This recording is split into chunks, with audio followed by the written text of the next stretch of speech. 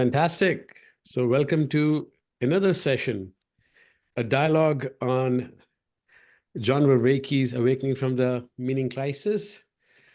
And this time we are covering episode 17 and 18. Those are the two I had on my roster. That's what I had. Luckily, that's what I had. Oh, we're in a good place at least to kick us off.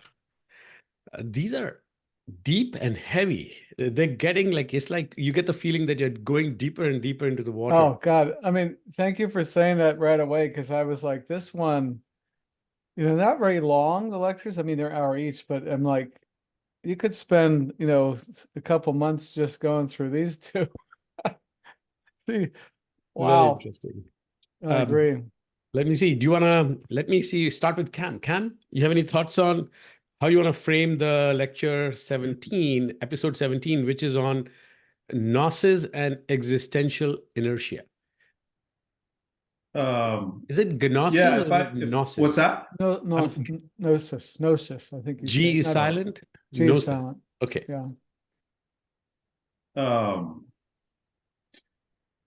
if you let me frame it, I'll be happy to frame it. I'd love to come at it from the frame of what we're doing with this today. In our individual practices. Mm-hmm. So what I think I understood him to say was that the Gnostic movement was the axial revolution of the axial revolution, something like that. Yeah, that's exactly what he said. Yeah. So, and we find ourselves, and I think he's also set the stage, or Vervaeke has set the frame that as a species or as a civilization, we find ourselves in something akin to that axial revolution. Mm-hmm. And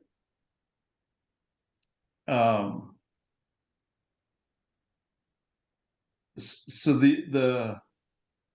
so why am I interested in it? Why is it that John Vervaeke has my attention?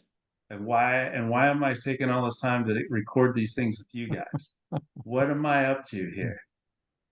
So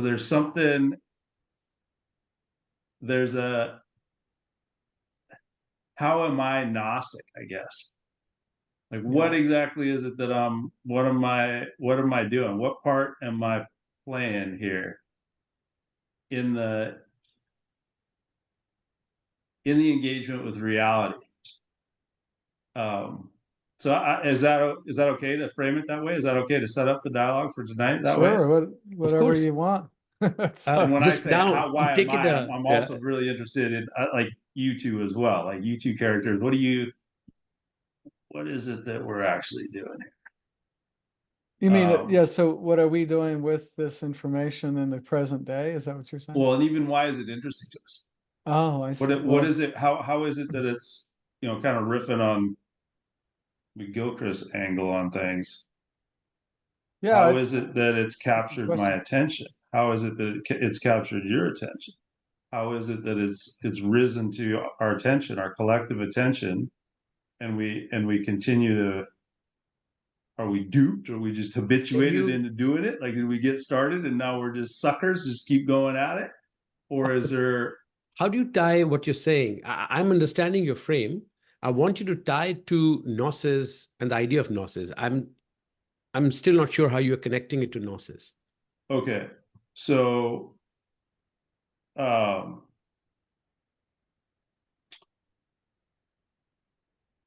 so I think and please correct me if you think I got this wrong, but the gnosis, it's the participatory knowing. So it's not sufficient to simply accept the circumstance,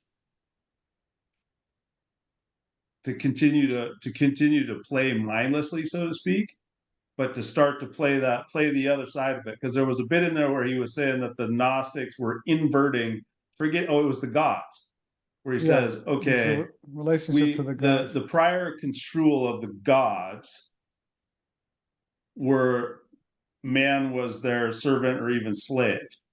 Yep. And the Gnostic twist was to flip that, invert it. And I forget exactly how he said that. Maybe you guys can help me out here. Yeah. But there's a play. He talked a lot about play, I think, in the beginning of 17. That's right. Yes, he did. Okay, I think I better stop talking and let you guys help me out a little bit. Because I didn't do a very good job tying it back yet. Sorry. Well, Michael, you want to take a stab? so I mean, if you want to know my take on, I mean, I think your framing is a good one. And, you know, the reason that I'm doing this, it's very clear to me, is because I experienced a world that I used to live in that made more sense than this one does that we're in now. And there's this huge just breakdown of any sort of orientation, communal orientation about how to be. And so, you know, when I read this material and not just that, but McGilchrist and Peterson and so on, the reason I'm doing it is because I'm looking for a more coherent framework in which to sort out what is in front of me right now, and actually hopefully sort out with others, because that's the other thing I kind of realized after a while. So I think is interesting about Gnosis, for me, is how he ties it in eventually to the fact that we actually use the structure already in our culture, in movies and in other sort of situations. And so it's already, whether it's not, it was being profoundly used is another point, but and you know, it's also curious to me as he brings Gnosis up. You know, he says it's a profound participatory knowing, deeply entwined with agape, right? So you have to add agape into the mix, apparently. And it's actually used to address inner conflict and suffering, you know, stemming from that sort of fractured feeling of being disoriented because you don't know how to orient, right? So, but at any rate, that I'm finding this is what I'm finding so intriguing about how he's going about this, is he keeps bringing up these new technologies that arose during other times of crisis and disorientation. And I'm appreciating this because this is actually why I'm interested. I want to know how other people solve this, because I'm in the middle of a cultural, shift. And even for myself, how do I navigate in it? Which I think is, in a sense, feels like unknown territory, at least to my generation and even the generation before me. So I'm looking for this wisdom so I can help, orient myself properly to make the most of this transition and what the hell it means about how we have to orient ourselves. And I mean, even as the other thing, this is going a little beyond your first question, but he talks at the end of 18 about what reality means. Yeah. So, right. And do you remember that part? He's talking about how the structure, let's see, how did he put it? Well, he gets to Plotinus as one, and you can't have it. You can only be it. Yeah, you can't obtain it. You can only be it, which I thought that totally ties in with McGilchrist, by the way. He builds up to it. So that's why I want to come back to the foundation. Yeah, so we'll come back to that. But anyway, the thing that what he's presenting at the end of 18 is exactly what I've always wanted to know, which is, how do you sort out reality, and what do you know that reality is? How do you know what it is? And, I see that he's placing in front of us, these structures that have been used not only in the past, but have kind of leaked into the present to some degree, that I think offers some answers. I mean, is that how you guys are sensing it too? My take, I'll build on the frame that Cam started with, which is, why are we doing this? And at least my take on, so these are new concepts to me. I did not grow up with a Christian background or theology, and I've not studied this in anything beyond what I took from just first principles. What I took away was an idea that unlocked this term gnosis for me was this idea of sensibility transcendence. This idea that we are living our everyday life and we have some sensibility and we are stuck in it. Like, it's like existential inertia. Like, call it Moloch, call it chaos, call it not finding meaning. Like, we are stuck in some existential mode. And how do you get out of it? How do you like escape it? Whether it's because the culture has stopped making sense, or whether it's like Cam saying, you have to make sense of something higher than yourself. So I think to me, the biggest interesting thing was this idea that if you need to transcend your existing sensibility, what's the trick? What's the mechanism that Gnosis pointed out? And first thing Gnosis said was, you don't have to believe that you have to listen to gods. The gods might not be the right people. You have to listen or get to the God beyond the gods, right? So already the idea is that it's not as simple as believing X.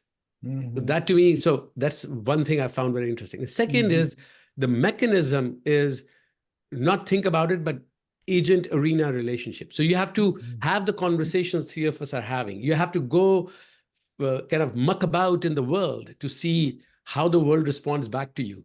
Like, you have to run some tests and then see whether the tests come back positive or negative. So any of those physical and like being in the arena and getting that loop going. And that's what he calls anagoge. Like, anagoge is this idea that both will change. I'm going to go do something and the world will push back and change me, and I'll get changed and I'll push back to the world and the world might change. This anagoge will allow me to escape to a higher transcendence. This is the loop that Gnosis is promising. To me, what's interesting about this loop is that this can be done only through play. Exactly. And right, and the also play being that liminal space where you can't just literally say, I know the answer, because you haven't yet gotten to the higher place or a different place. So you don't know the answer. So you kind of pretend or play, and play is not like child's play. Play is ritualistic pretense that I am someone else.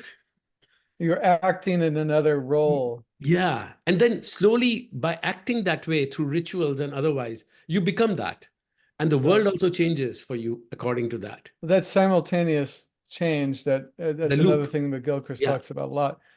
Well, the other, thanks for bringing that up. I wanted to add a little structure to that I'm remembering, which is, he says, a transformative practice nested in ritual, nested in a community, right? And I was like, oh, wow, that really makes sense. And of course, that's also part of what's missing in the current day for me and for many people, I think, is that whole framework. I'm like, where do you find that? Like, where would I go to find a transformative ritual nested in, practice, or what do you call it? Yeah. Nested in ritual, nested in community. I'm like, where would I go? I don't know, because that's why I actually came to Evolve, Move, Play. Yeah. That's exactly why I came there, because I think that's right. I think we're participating in the what, I don't quite know what to call it, the restoration of that, the recreation of that, or the recreation of that embeddedness. I mean, we are a community here of 3. We're probably pretty feeble, but it's not nothing. Yeah, you got to plant a seed somehow. Not to mention, we are still connected to the other group, although not all the time, but there's still potential there too. But yes. I found that very interesting and helpful, because to a point, and he uses a term which I really loved. The method is inactive analogy. Yes. So it's an analogy, but you enact it out by participating and play. So I think the EMP thing, Evolve, Move, Play thing was literally play. And he's saying some activities like that with rituals and inaction of analogies is the way to go. It suddenly starts making sense why belonging to a church or a community or a commune or even a book club might start making sense, because Yeah. That can get you out of your funk of existential boredom or trap. In stuckness. Yeah, that's well, the other thing that's interesting about the play, and I know that this is something that Rafe Kelly studied because he studied Peterson's work, is that a play has a very important function in terms of adaptability. So here, let me tell you a story from just really briefly that illustrates this from Peter Levine's work. So Peter Levine talks about how you'll have these cubs, this is a real story. This is like a video, and they get chased by I think what do you call those not jackals? Oh, what do they call the hyenas or something like that? Yeah. Or maybe a leopard or something, and they go up this tree and escape. And then their mother comes back, and now that they are in the safety of their mother's protection, they take turns playing the predator and the chased prey, and they each take turns in each role as a way of sorting out that event and how to relate to it properly without dying. So that's actually the reason you play is so you don't have to die, because Lovely. right. So that's I just wanted to share that because it totally fits into this model. It's amazing. Yeah. Interesting. Yeah. And you were saying about sensibility transcendence, there's also transframing, which I thought was a great word. Yeah. And perceptual transformation too, which, also, worldview shifts and all that. I mean, I think transframing is a great word. Both of those are actually very interesting. And then also he brings to life that you not only do play, not only do you do evocative analogy, but you also have rituals. And in old times, the rituals included things like psychedelics, sleeplessness, sensory deprivation, whatever got you out of your frame, whatever got you unstuck, exhaustion, right? Yeah, So fasting, even certain intense, painful things that people go through for that reason. Yeah. So I thought well, that was interesting. Yeah, and it's also interesting that the modern day raves have the same purpose, even if people don't know deep down. That's what it is. It's a attempt to break frame, right? That's very interesting. To be different, to perceive different, or something like that. I think often, even the ecstasy. I'm not so sure they always accomplish a useful shift, but anyway. Cam, Well, what do you think?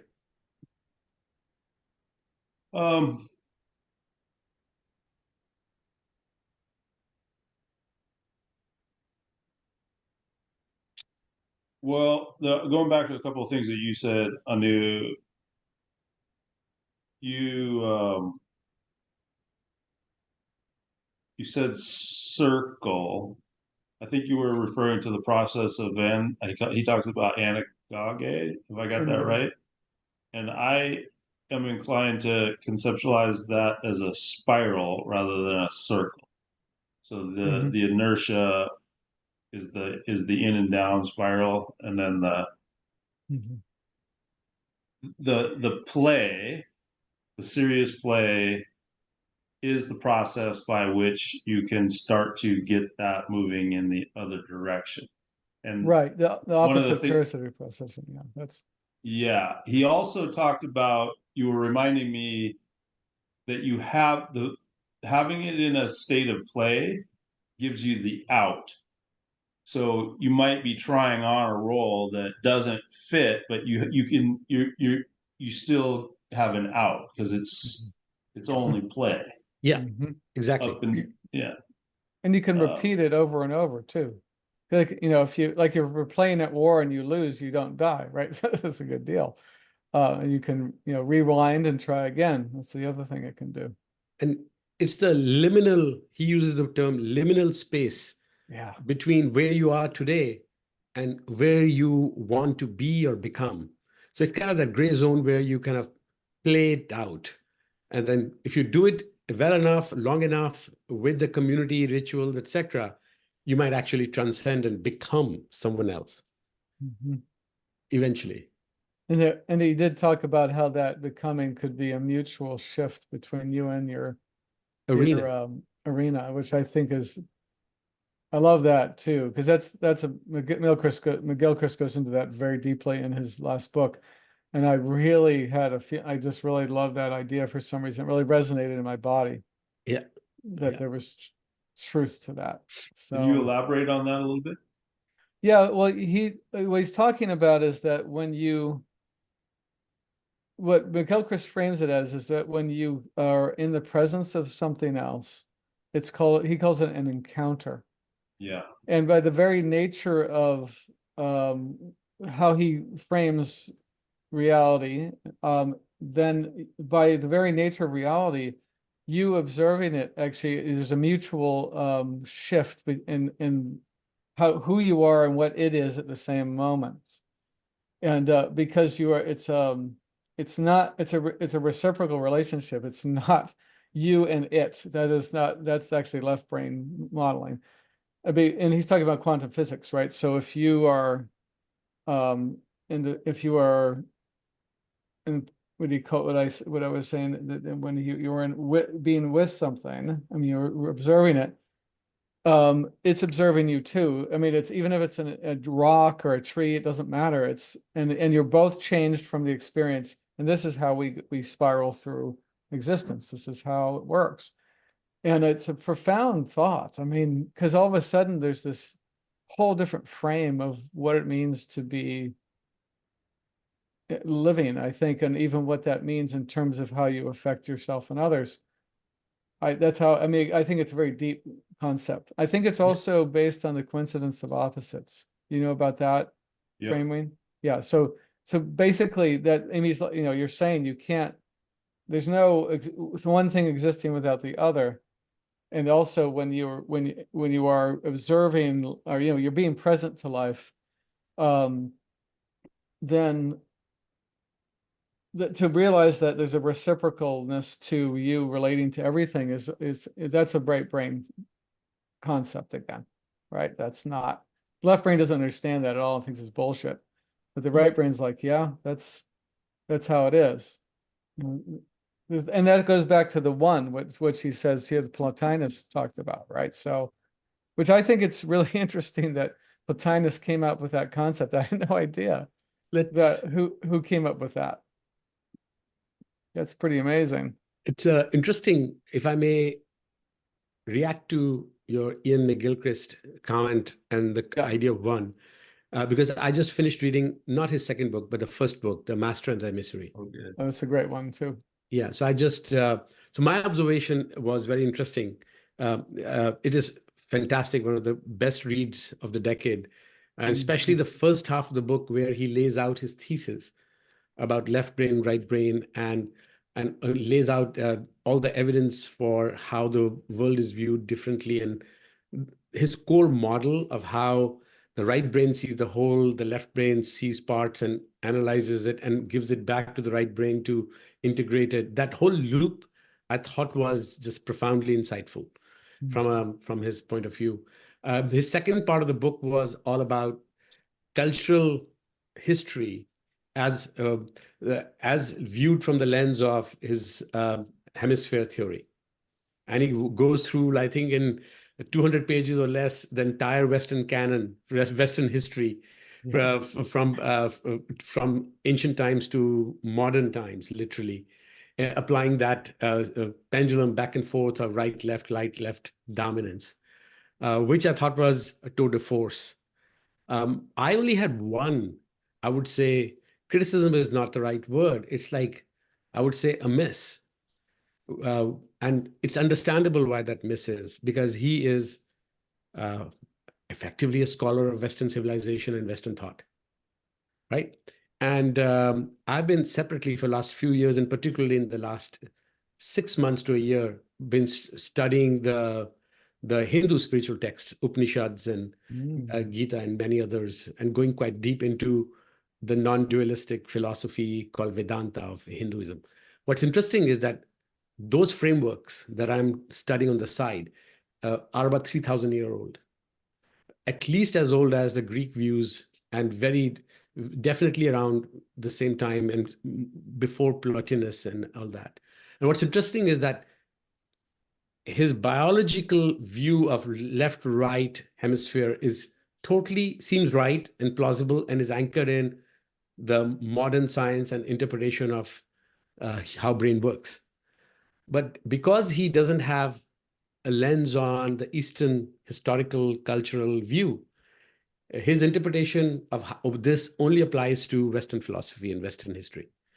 And at so many points, I thought, if he had looked at from Hindu philosophy point of view, his integration of his two-brain hypothesis, two-hemisphere hypothesis, would be even well suited, because a lot of the insights he's arriving at were already foundational to non-dualistic Hindu view of life. Yeah. Right? It's just that those have been such different river streams, as if those rivers never really blended ever. Right? This is very, very fascinating. I'm really glad you're sharing this, because it's you're talking about work I don't have really any knowledge of, right? I mean, I know about it, but if anyone quizzed me, I wouldn't know anything. So it's interesting to hear that reflection coming through. You say it's really compatible, right? Not only is it compatible, I think where his analysis of the Western civilization falls short when he's applying two-hemisphere theory is precisely because he doesn't have access or has not spent time on the Hindu philosophy. Because that connection is much easier, in fact. It's not like I'm an expert. I'm simply a year ahead of you. It's not like I grew up in it. I grew up in it socially and culturally, but I never really studied it. I only started studying it about a year ago. All right. So I just posit that as a point of interest. And now I'm down the rabbit hole of Hindu non-dualistic philosophy, which I still think is compatible with his insights of two-brain hemisphere. That's all I can say. Well, so what do you think of the idea that those two distinct cultural phenomena are a manifestation of the biological reality? So you have roughly speaking, one hemisphere of the planet predominated by a left hemispherically dominated mode, and you have the other, roughly speaking, half of the other hemisphere of the planet inhabited by, or developing and inhabited by, a culture that exhibits the cultural behaviors of the right hemispherical approach of the brain. I don't see it that way. While I agree with, we are going down the rabbit hole, we can come out anytime. While I fully like this rabbit hole. While I fully agree with Ian's view of the biology of the two hemispheres and how they process the world differently, I agree with that. Yeah. He applies that to Western culture accurately. But then when he starts going after things like the one, we just finished talking about, or we can go deep into the idea of one, the transcendence, the fact that you have to engage to get to something that is beyond what is visible, right? Those set of ideas are very well formed in the Hindu ancient tradition. This idea of transcendence and idea of higher states of consciousness and idea of what is the one beyond the obvious view of the gods, etc. And so both John Vervaeke's view of relevance realization, or what he calls God of non-theists, etc., etc., as well as what he's trying to strive for, and how you get to truth behind, with the two brain halves, how do you get to the truth of one? All I'm saying is the end point of all of these investigations has been the primary investigation of the Hindu philosophy.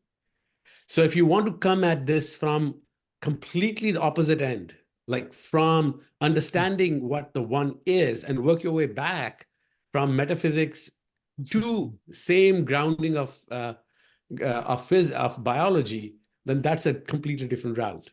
Anyway, I'm just No, that's helpful. I mean, it's, you know, I will tell you that his last book, he actually does talk about Eastern philosophies a lot. So I think that even in the book you read, I think he actually did study those to some degree. Of course, not, who knows how deeply, because I mean, it's, you can only read so much at once, right? But I think, because yeah, and I remember in the last book, his The Matter of Things, he goes a lot deeper I look forward to into that. this. Yeah, I look forward to that. And again, I did not mean this as a criticism of his work. It's like, no, I didn't hear that, but like, yeah, it's just I think it's a coming relevant point. You know, coming back to Plotinus and Neoplatonism.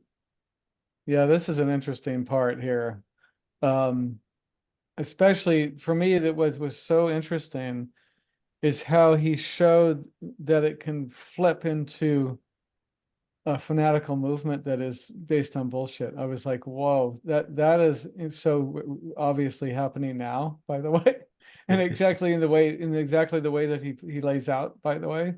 And even with the Jews, it was interesting that we read this right now. It's like interesting how somehow it's okay to kill Jews for some reason because they're the evil overlords that are trying to do something to you. Now, I don't know if that's the whole true story all around, but I'm just saying it's interesting. But just generally speaking, even for him to point out that Neoplatonism is all around us now, you know, like Neo and the Matrix. And I was like, whoa, that's really something. But also that sort of the assumption that this is the part that I actually want to talk to you guys about, the assumption of that there's some sort of evil force keeping me from doing my things the best way I can. I think that's an interesting frame because it's not really what I think is the most important thing in orienting towards transformation. That's what I came up for me with this. I'm like, yeah, I think that's maybe many steps down the road when you actually are clear enough to maybe possibly see things clear enough to know what that is, if it exists at all. I mean, I don't know, but I think that this is a dangerous perceptual orientation often. So the dangerous perceptual orientation is exactly what? Oh, that if you think all the problems are outside yourself, and that the real issue is that there's some big overlord or big powerful group that is keeping you from what you deserve or what you could be, that can be a real trap in itself because it's like, yeah, well, what about yourself? You know, how much are you screwing up your own life? You know, that to me is a more useful to look at oneself first and work on what am I doing to make things stupid in my life and for others that I can't see because I'm a limited creature. To me, where the overlords within myself that are oppressing me would be my thought of a more useful beginning than this, which I thought was interesting. Yeah. I had never thought that before I read this. And I thought about the Matrix and I'm like, yeah, the whole construct is very much, it's not my problem. I mean, it's not me that's the problem, it's something out there. Is there this like the world of Matrix, the true world within Matrix, is this evil world where humans are being harvested, and it's a dark, dark world. And what's interesting to me was the whole of Gnostic view, if taken to extreme, becomes a very paranoid view. Yeah. It's a paranoid view that, you know, there are some evil warlords or evil spirits behind. The ultimate universe is evil, and there are hidden powers that are going to destroy us and control us. And that can be manifested either in, you know, selecting some people who are now going to be our enemy, just existentially, or the other way around, like only few of the people are the chosen few, and we are the ones who are going to lead to utopia. And he said both of those are dangerous pitfalls. You can fall on either side of the cliff. I'm glad you brought that up because that last part is so obvious in today's echo chamber groups. God, it's just, I mean, especially the part about we're superior, and because we're superior and other people are inferior, we have a right to treat them. It's anything but respect. I mean, it's just like, yeah, that's pretty obvious. That's you know how you can do whatever you want to them because you're superior and they're so stupid they won't listen to your wisdom. I don't know what it is. I mean, so they deserve, or they're evil, and therefore you get to attack them and and do whatever you want to them. So I got the distinct impression that Vervaeke is very careful about introducing the idea of Gnosticism and saying this is a dangerous pill. You have to be very careful how far you take it or how much you believe in it. Because by and large, if you look at conventional or at least the traditional writings on Gnosticism on web, they're all negative. And they all actually speak to, speak to this, either the dark side of like evil conspiracy theories, etc., or speak to, the chosen few fallacy. So I think he's trying to reclaim just the bits that he thinks are interesting, which is you can transform, you can transform, go to a different level. That's it. That's the only bit I think he wants to keep. Yes. And then especially he's very clear when he says Christianity had two forks. One was this Gnostic view and other was Neoplatonist view. And he obviously believes that Neoplatonist view kind of got the integration of the pieces right as compared to the Gnostic view. Yeah. And he very clearly comes out and says that it creates a grand unified, Plotinus created the grand unified theory of meaning for Christianity, which I thought was very interesting.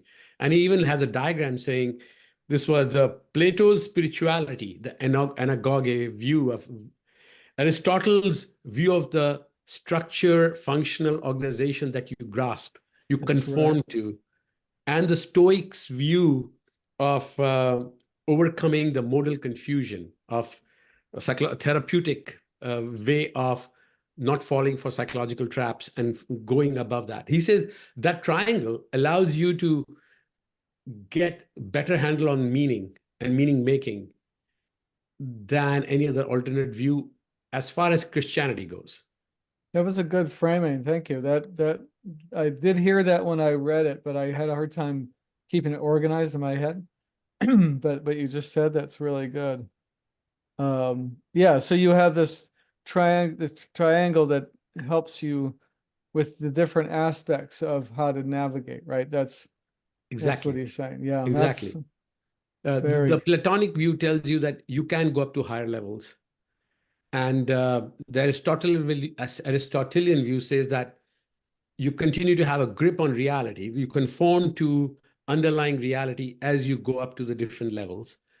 And Stoic view says that you need to make sure you don't fool yourself along the way. You might have moral confusion along the way, and you have to make sure that you are grounded in what he calls a therapeutic project, that you're psychologically remaining enough detached along the process for you to make the progress, which I thought was fantastic summary. Absolutely. That was at the end of 18? That's somewhere in the 18. Somewhere in the 18. Yeah, I thought that sequence was really amazing. And then he defines real as how you go through this loop, the loop we just talked about. What makes something real is how you go through this loop. And the closer you get to it, the more you conform to it. And it opens up another level. And the closer you get to it. So you basically, as I think the metaphor Cam used was perfect. It's a spiral. You're going deeper and deeper and conforming. And it's a never-ending process. But you're revealing a truth. And then behind that is another truth. And behind that is another truth. And you kind of keep going. Exactly. Yeah. And also, so to do that even through death. So to get into that spiral so that that giving way, that conformity to the fundament in the final breath of the body reveals. I liked how you just said it. I can't quite recall it, but it opens up another affordance to go to. I think that's their vernacular. And that is, going back to the initial framing of the conversation tonight, I suspect instinctually, probably at our age, the three of us specifically, we're probably at that phase of life where we're realizing that's an imminent move here. Yep. Reflecting on death. Seneca, think of death often, every day. But that's Memento actually mori. Now, I think it's worth adding to what he talks about, what reality, how you sort out the realness of something is structural functional organization. The Aristotelian view. Let me react to what you brought up, which is a very important point, Cam, around mortality and death. All the lectures so far have been silent on it. And nowhere in this does he talk about explicitly death metaphysically, right? He talks about it tangentially. And there's no religion that is silent on it. Every religion has a point of view on what happens after death. Mm-hmm. And that's a question of metaphysics, less of science, like, or both. Like, you have to have some view, right? And what's interesting to me is that this is where I think different religions will differ on the metaphysics of whatever they assume, right? Including the materialists, like, who will have certain assumption around it. So that's where I think the course is silent on it. We can speculate, we can go down our investigations of how Christians think about what happens after death, how Hindus think about it, how other belief systems and other religious systems think about it, et cetera, Buddhists, etc. But fundamentally, the course doesn't touch that. The course just says the meaning making, and even the idea of the one that he talks about, right? He is only saying there is something behind which cannot be ever grasped, but he's not making a metaphysical claim. So by your way of thinking, is the phenomena that we refer to as culture, is that a feature of metaphysics? Because that's where my mind was going with it. If you act out your death in a manner that has a meaningful impact upon the culture, and as in it alters that arena for all of the other bodies playing in that arena. I guess I wasn't thinking of that as a metaphysical. There wasn't a metaphysical consideration. To me, it's metaphysics only in the sense like culture is downstream of your assumptions of metaphysics.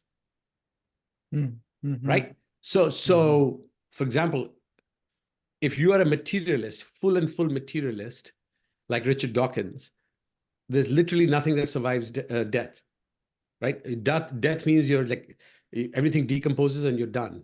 That's it. Right? Yep. If you are a Buddhist, you would say, okay, something survives. That's not quite true, though. I guess I'm going to let it go after this, but even from that perspective, there's still the architecture. Like the carcass forms the environment. So there's. Go ahead. I'm listening to you. I'm just trying to understand. Yeah. So like the body crumbles, the bones become if you incinerate, they become the fundament. They become the ground out of which that which continues to live on is actually, it is the literal arena that those other bodies are. They're participating in that life. I'm not defending it. I'm saying materialist view would be you are just atoms and you go back to the chemicals, and those chemicals right down to the atoms are now part of whatever next cycle of products to be made out of it, whether it's fertilizer or whether it's metal or whether it's recycled whatever vegetables. And now eventually these components or elements came from stars, and now you have to decide how cosmology of stars and where you fit into that. So what I'm saying is you have to have some belief system, some metaphysical view of which you are part of, all the way down, because you can't stop, right? Because you have to keep pushing those assumptions. At some point, you would come back to some metaphysical view. And today's materialist metaphysical view, which I'm not trying to make a point that's right. I'm just saying the assumptions behind that is that, Big Bang, universe, multiple universes, multiple stars and galaxies formed. Within that are like these precious elements, stardust, etc. They coalesce, blah, blah, blah, blah, blah, right? I'm not repeating, right? And of which we are part, etc. And if we perish, we go back to the base substrate and we become part of the sun and earth and galaxies that come and go. That would be the metaphysical frame in which you would have to then explain the transcendence and what happens after. Right. I'm thinking about it more from you watching me die and the meaning that you assign to the gesture that I make in that final act. So I see. This is back to the encounter idea. Yeah. So is that I don't see, I understand what you're saying. I just don't know how that applies to, because we are, observation is only, I'm not you, I'm observing, right? So I can, that's the point. I can never have that's a first-hand exactly experience. The point. You're the encounter. Yeah, but I can never have the first-hand experience. We all are in that ground of being. Yeah. And I think he does address it explicitly over through the course in that doesn't he make the explicit statement that he wants to steal the culture? He wants to what? Steal the culture. Which culture? The culture that we live in today, what we're living and breathing in. What do you mean steal? Take it. Take it where? I mean, like steal it or run away or what? I'm not sure what that means.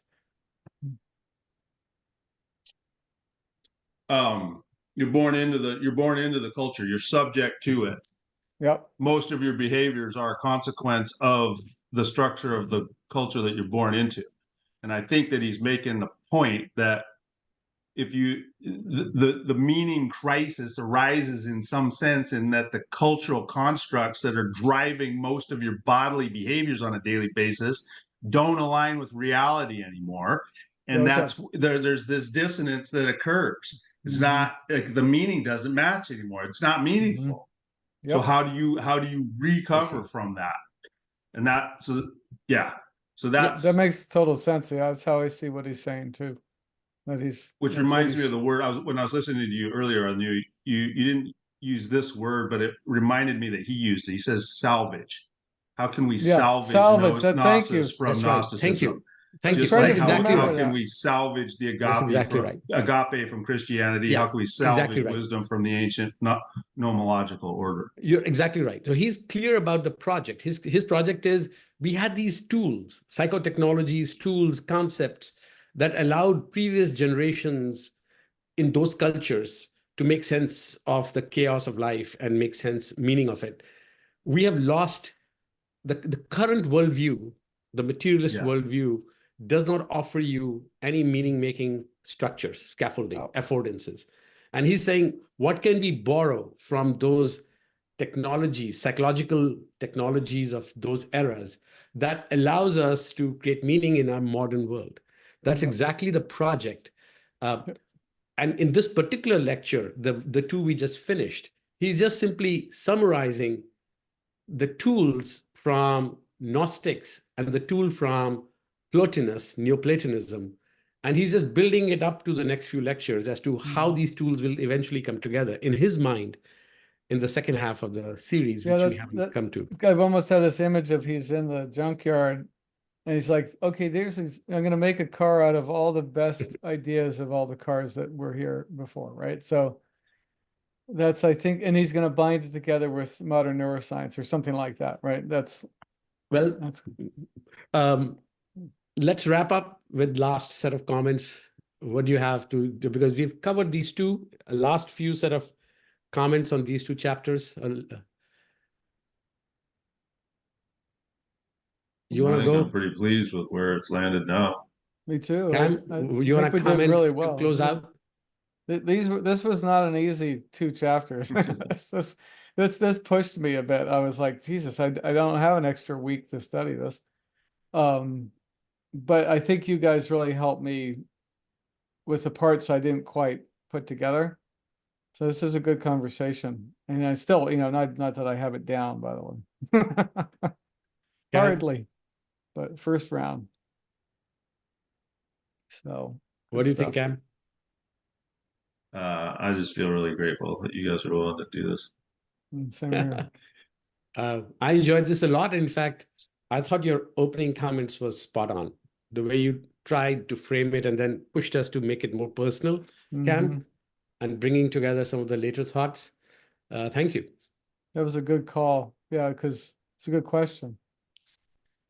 Yeah, Good. okay, I'm so gonna- let's. So, oh, you're gonna turn off the. Yeah, go ahead.